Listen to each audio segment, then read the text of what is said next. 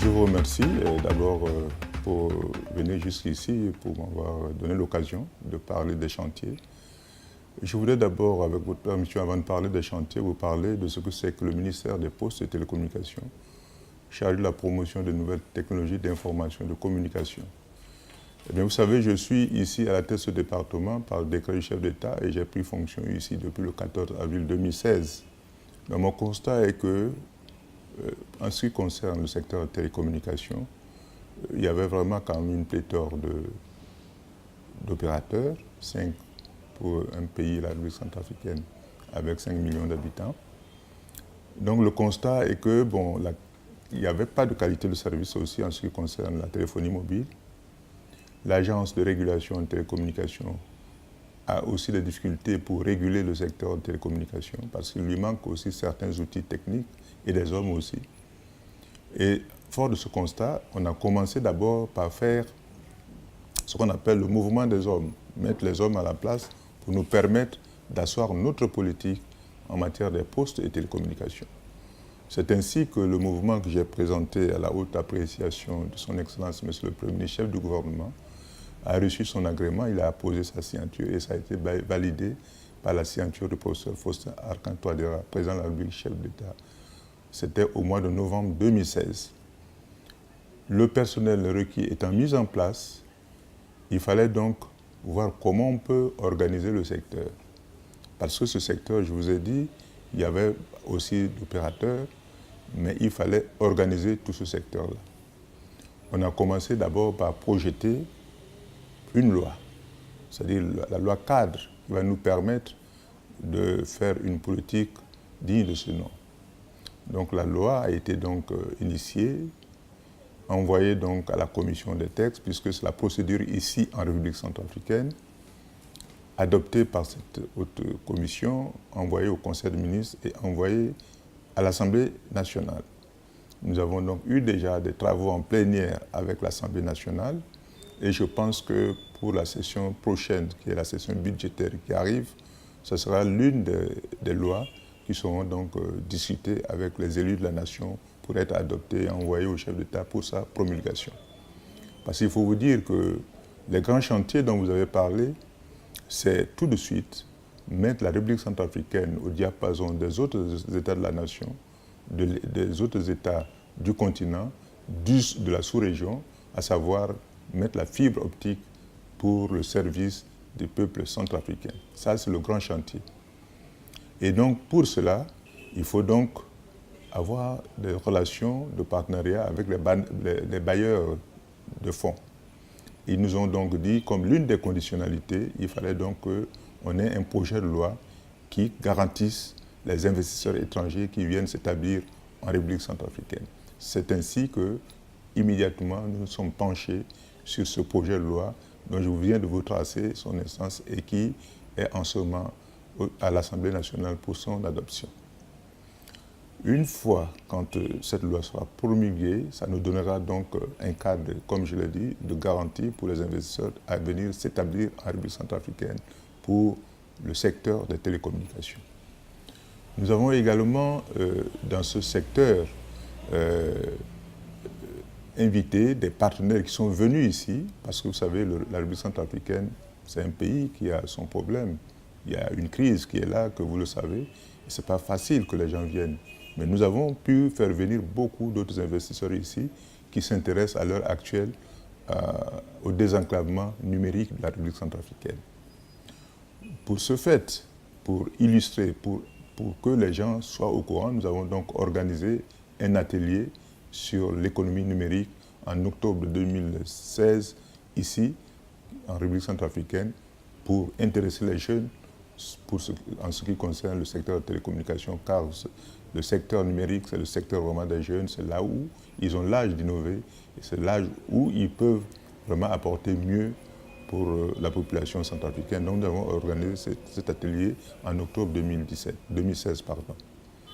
Nous avons également été avec un pays ami qui est le Royaume du Maroc, où nous avons donc en avril 2017, au courant de cette même année, rencontré le ministre en charge de TIC du Maroc, avec qui on a signé une convention de partenariat pour nous permettre de nous aider également dans le rapport en capacité, dans un apport en capacité d'homme en ce qui concerne notre organe de régulation. Ça, c'est le secteur des postes et télécommunications. Donc, vous savez, il y a un grand projet, c'est celui d'apporter la fibre optique tout de suite.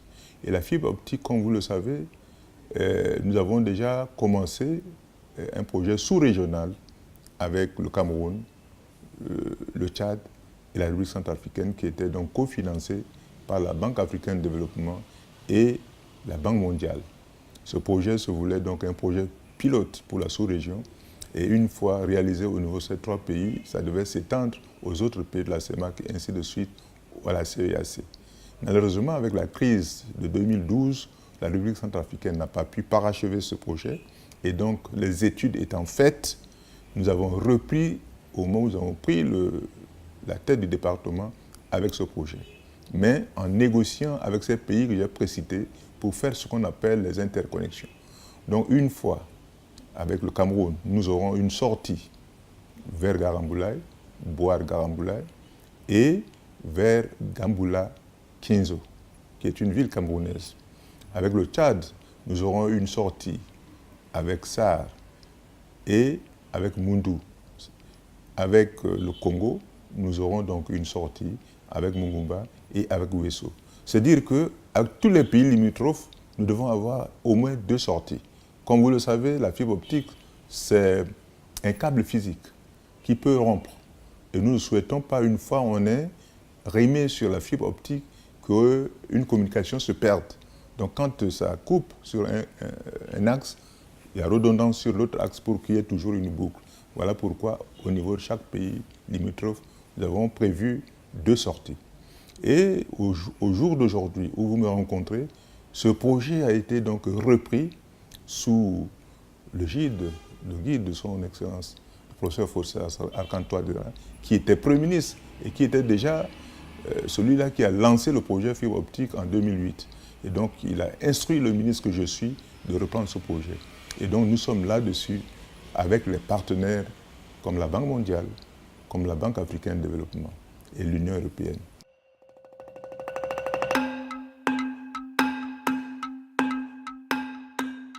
Eh bien, pour le grand public, la fibre optique, pour vous donner une illustration, c'est que la République centrafricaine, en ce qui concerne les communications, roule sur ce qu'on appelle le câble à cuivre ou par satellite. C'est ce qu'on appelle une piste en matière de communication, une piste rurale. Avec la fibre optique, on a ce qu'on appelle les boulevards, c'est-à-dire des grandes avenues où plusieurs voitures peuvent circuler côte à côte en même temps, dans un sens comme dans l'autre. Ça veut dire qu'il y aura une fluidité de communication, il y aura donc beaucoup de possibilités pour la République centrafricaine de drainer ces flux de communication à l'extérieur comme à l'intérieur du pays. L'important de ce que la population va avoir, c'est qu'aujourd'hui, vous savez, quand vous allez en banque par exemple, vous arrivez, vous êtes impressionné par une queue qui sort même de l'établissement de la banque sur la grande route. Et quand vous demandez, on vous dit qu'il n'y a pas de connexion. Et là, justement, c'est un problème. Vous-même, quand vous devez envoyer un document, vous vous heurtez à des problèmes de connexion. Et au niveau des jeunes, dans l'arrière-pays, ces jeunes n'ont pas de connaissance de ce qu'on appelle l'outil informatique ni de l'Internet. Et ces jeunes-là, ils vont être confrontés au marché mondial de la sous-région. S'ils n'ont pas ces connaissances, eh bien, ils sont perdus. Ils ne peuvent pas accéder au marché du travail. Parce que le travail est devenu un marché communautaire. C'est-à-dire que nos jeunes Camerounais, ils viendront soumissionner ici, les Tchadiens, les Équato-Guinéens, les Congolais, ils peuvent soumissionner en République centrafricaine. Mais si les jeunes centrafricains ne sont pas formés aux nouveaux outils numériques, ils sont perdus. Ils ne pourront pas avoir la même chance que ces jeunes-là. Voilà ce qu'on peut avoir. Mais sur le point pratique, pour aller dans le sens de ces jeunes, nous allons donc permettre dans les lycées, il y aura ce qu'on appelle des lycées pilotes. Alors, des enseignements seront donnés. Et comme vous savez, en République centrafricaine, il y a carence des enseignants dans certaines matières, telles que les mathématiques, telles que la philosophie. Mais avec ce nouvel outil, la fibre optique, Un enseignant qui peut rester dans un chef-lieu de préfecture pourra dispenser ce même enseignement à des lycées, à des enfants se trouvant dans des lycées périphériques, c'est-à-dire dans les sous-préfectures. C'est un acquis. Un problème de santé, quelqu'un qui se trouve, un médecin qui est en train de travailler sur un patient dans un hôpital un peu éloigné, peut avoir l'appui d'un autre médecin dans une autre ville de manière à ce que ce patient soit guéri. Même les ordonnances, monsieur le journaliste. Quand vous êtes malade, vous ne pouvez pas avoir un médecin. Mais avec la fibre optique aujourd'hui, vous pouvez donc consulter votre parent qui est médecin. Même en France, aux États-Unis, il vous regarde parce que c'est visuel. Vous allez apparaître devant lui, vous allez lui parler. De là-bas, il délivre une ordonnance. Il suffit d'appuyer sur une imprimante à côté de vous. Vous avez l'ordonnance, vous allez dans une épicerie pharmaceutique et vous avez les produits. Même l'agriculteur, il va tirer bénéfice de cela. Parce que quand il aura cultivé, eh bien, le chef d'État a instruit pour que les salaires soient versés dans les bureaux de poste. Et ça, j'y reviendrai quand il s'agira de la branche postale. Mais avec cet outil, ça permet à l'agriculteur de vendre ses denrées tout de suite dans sa cité.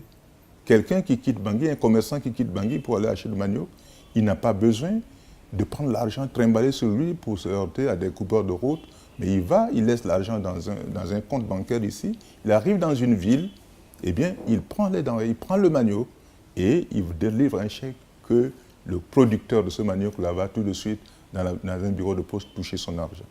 Voilà ce que ça va donner. En tout cas, ce qu'on peut tirer de la fibre optique, je ne peux pas énumérer toute la liste ici.